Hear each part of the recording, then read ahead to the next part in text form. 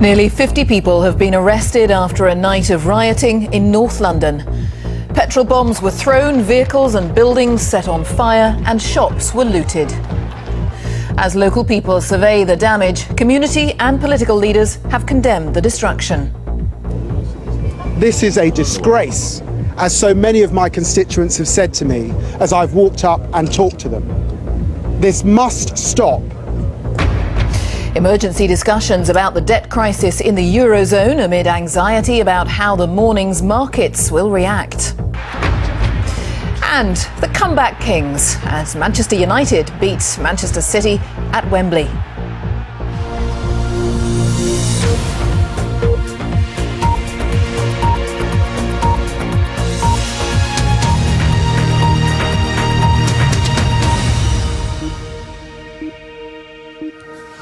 Hello, good evening. Nearly 50 people are in police custody this evening after rioters attacked police, set fire to buildings and looted shops in Tottenham in North London.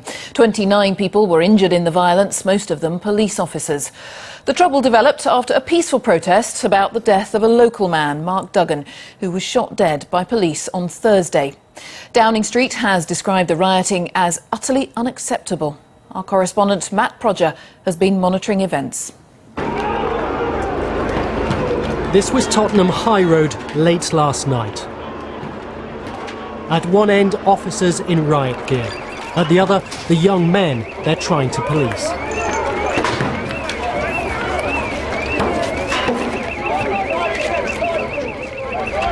This was the main shopping street, the commercial heart of the community, turned into a battle zone. Bricks, firecrackers and flames filled the night air. Shops and homes were destroyed. More than 24 police officers hurt. From a vantage point high in a building, running battles could be seen on the street below.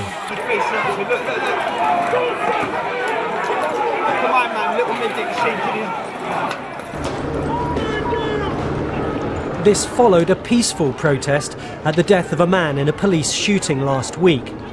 There's no question the police were targets last night. Here an empty squad car was attacked before being set ablaze. But there was vandalism and looting too.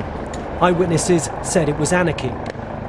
The looting was crazy. I mean, the PC world, there's nothing left in that shop. It's all gone now. Everything's just gone. Even several hours after the violence began, at first light, the looting went on apparently unhindered. Here people made off with clothing. Today police rejected claims they'd been slow to catch up with events and hadn't been prepared enough for the earlier protest. We kept a dignified response to that to allow that protest to take place. However, once that extreme violence, and it was violence that could not be anticipated on that scale, occurred, we moved the appropriate level of resources in. As residents picked through the wreckage of their neighbourhood, the government today praised the police. It said the rioters would feel the full force of the law. The looting and vandalism drew anger too from the local MP, who described last night as an assault on the community. We now need restraint and calm. And I say to those who wanted to come to Tottenham to cause violence and disturbance to stay away. We don't need you. We don't want 25 years of rebuilding community and trust destroyed because of mindless nonsense. Last night, Tottenham paid a heavy price. It is one of London's poorest areas and can ill afford the damage this has done to community and livelihood. Matt Prodger, BBC News. Well, this evening, the family of the man who was shot by the police on Thursday, Mark Duggan, said they did not condone the rioting. His shooting is being investigated by the Independent Police Complaints Commission. Before the trouble flared, they'd taken part in a peaceful march to Tottenham Police Station from Broadwater Farm, the scene of the rioting in 1985, during which a police officer, Keith Blakelock, was killed. Our Home Affairs correspondent, June Kelly, sent this report from Broadwater Farm. The Broadwater Farm Estate, the location which was the starting point for last night's events. It was from here that the protest march set off. Many here knew Mark Duggan, the man who was shot by police. They killed him, and, because they were law unto themselves, they could put all these things in the paper saying he was this, he was that, I don't see my friend being in the car, and surrounded by armed police, and he's going to jump out and open fire on armed police. How does that make sense? 26 years ago, Broadwater Farm became the most infamous estate in the country. And then, as now, it was a death which became a trigger for the disturbances. Cynthia Jarrett died as police, who had arrested her son, searched her home. In the riots that followed, a Metropolitan Police officer, Constable Keith Blakelock, was murdered. People who've lived in this neighbourhood for a long time have told us they're upset that all these years on, it's back in the news once again for negative reasons.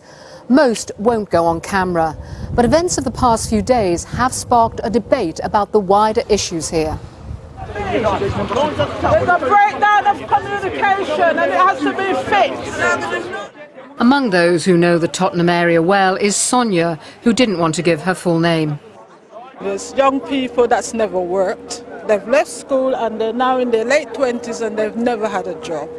And it's not because they don't want to work. Others here are angry at outsiders, who they say came into the area because they wanted to join the mob violence. I've seen people in this area I've never seen in my life. Yeah, I've said to people, I honestly believe there was even one or two anarchists that were flowing in the area as well. So opportunities were bound to come down. But they acknowledge that some young locals have little to do as the council cuts bite.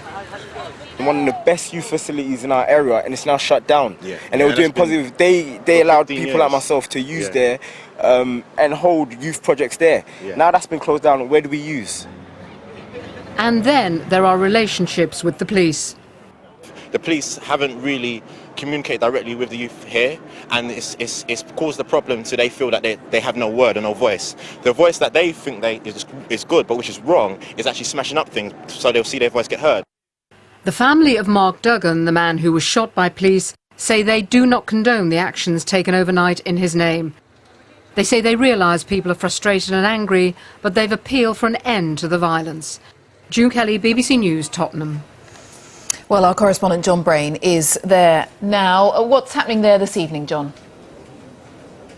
Well, Jane, a fairly subdued atmosphere in this part of North London this evening. It's people still coming to terms with the night of rioting which caused such devastation on their high street. And much of that street is in fact now a crime scene, about half a mile of it, as police officers continue their investigations. They'll be here all night, and you can probably see the remains of the two burnt-out police cars.